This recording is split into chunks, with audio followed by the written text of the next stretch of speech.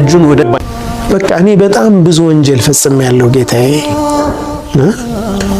ነፍሴን ራሴን በጣም ብዙ ግፍ ብዙ በደል ፈጽሜያለሁ በራሴ ላይ ግን ወላ يغفر الذنوب الا انت ወንጀልን ግን የሚምር ካንተ ውጭ የለም فاغفر لي مغفرة من عندك ካንተ በሆነ እዝነት ምህረት ማሪ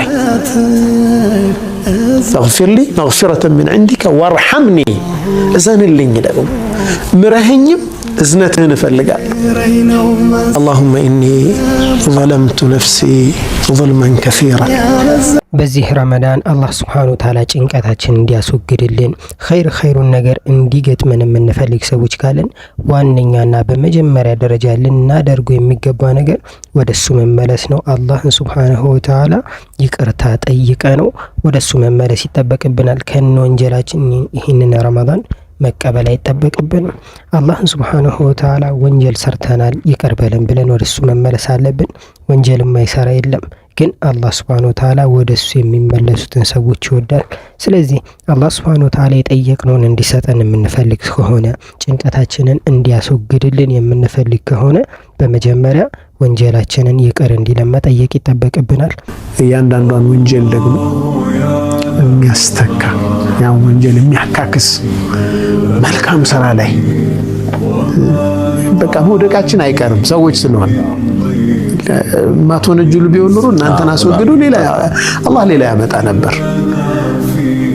ግን ስንወድቅ መጀመሪያ አስበን አይደለም እንወድቀው ተሳስተን ነው እንወድቀው አንነይተውም ገብቷል። አሁን ተውባም ስናደርግ በቃ ሙሉ ለሙሉ እንደማንመለስ አዝም አድርገን ነው የምንመጣው።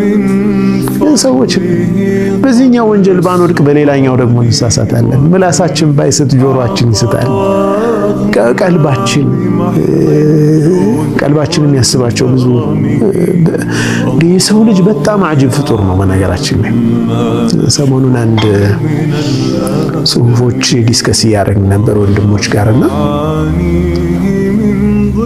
ሰው ሰድር የሚባል አለው፣ ቀልብ የሚባል አለው፣ ፉአድ የሚባል አለው፣ ነፍስ አለው፣ ሩህ አለው። ምንድን ናቸው እነዚህ ነገሮች? በጣም አጂብ እኮ ነው።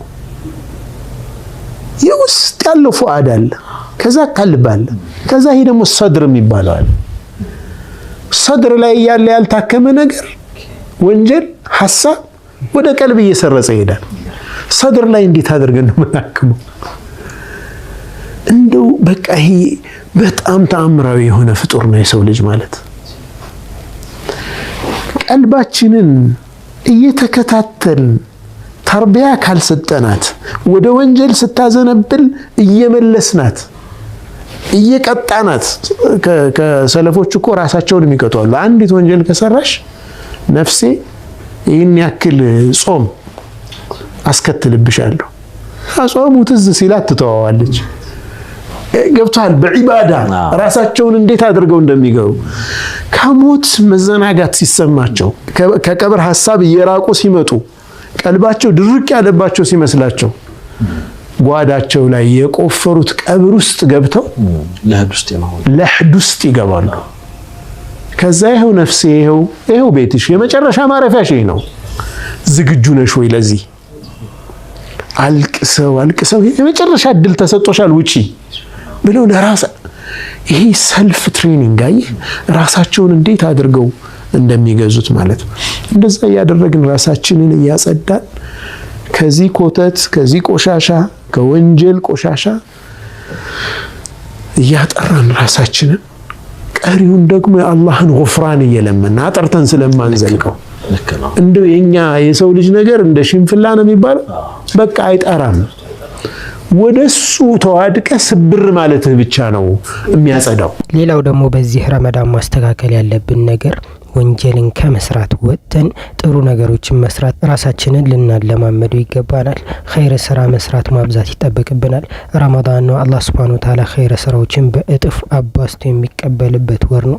ስለዚህ የምንሰራቸው ኸይር ነገሮች በሙሉ አላህ ዘንድ ትልቅ ደረጃ ያስገኙልናል። ለኛም ለቀልባችን መለማመድን ይፈጥርልናል። ስለዚህ ከረመዳን በኋላ የነበረብን መጥፎ ነገር እንዳይመለስብን ለማድረግ ራሳችንን በጥሩ ነገሮች መጥመድ ይጠበቅብናል። ይህን ካደረገን አላህ Subhanahu Wa Ta'ala የኛን ጥያቄ የኛን ጭንቀት የማያስወግድበት ምንም ምክንያት የለም። استغفار ወንጀልን ያስምራል። استغفار ጭንቀትን ይገላግላል። استغفار የሪዝቅ በር ይከፍታል። استغفار መውለድ ያልቻሉ ሰዎች እንኳን استغفار ካበዙ አላህ የልጅ ሪዝቅም ይሰጣቸዋል ተብሏል። فقلت استغفروا ربكم إنه كان غفارا يرسل السماء عليكم مدرارا ويمددكم بأموال وبنين. الله سبحانه وتعالى يجمر الله شوال بجنزب بلجوج. استغفار وانجل ما اسمار بتشايد اللهم ياسجنك أن النجار من الجلاجل بت يفلقنا ونرزق من ناجين بت يقين بلن أبستن كان بزو فايدة يالوتنا مالتنا أمستنياو قلبن يميتطبق መልካም ስራ ላይ መበርታት ያስፈልጋል። واتبع السيئه الحسنه تمحها አንድ ወንጀል በመንሰራበት ጊዜ ተሳስተን ከሰራን ወዲያው ደግሞ መልካም ስራን ማስከተል እነዚህን ነገሮች ካደረግን ቀልባችን ለወራዕ ቅርብ ይሆናል ማለት ነው። ወራዕን የሚያመጣው خوف الله سبحانه وتعالى ነው በዋነኝነት ያ የአላህ ፍራቻ ቀልባችንን ከዱንያ አውጥቶ አኺራ ላይ ያስቀምጠዋል። አኺራ ላይ ሆነን ነው ሁሉን ነገር የምናየው።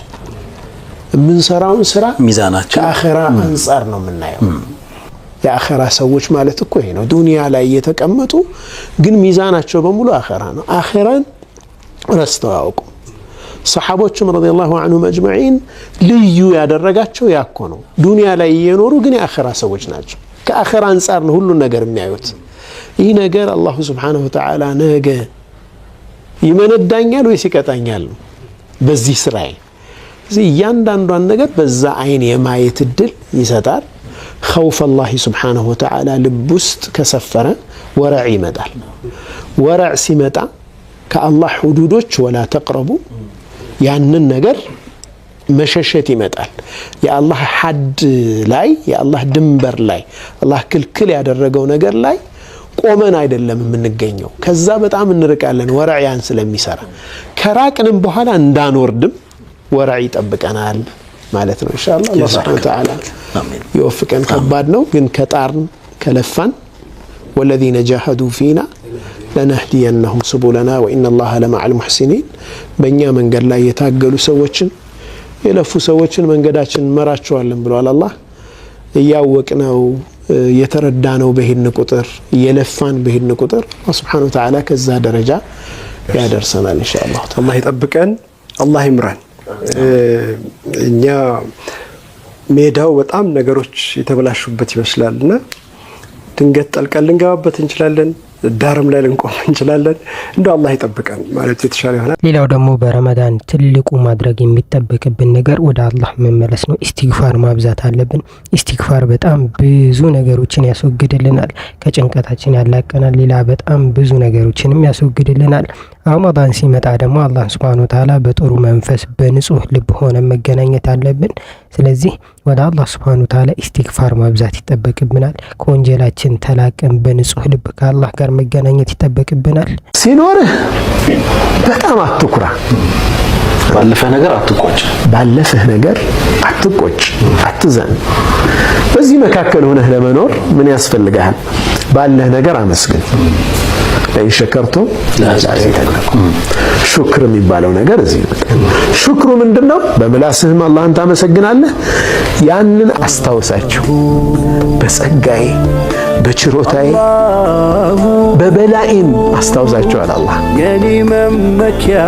ጸጋዬን ግለጽላችሁ። አላህ የዋለልንን ጸጋ ድምፅ ማውጣት ቀላል ነው እንዴ? እኮ የሆነ እኮ የብሬናችን ክፍል አለ ድምፅ ማውጣት ካልቻለም ይዘጋል።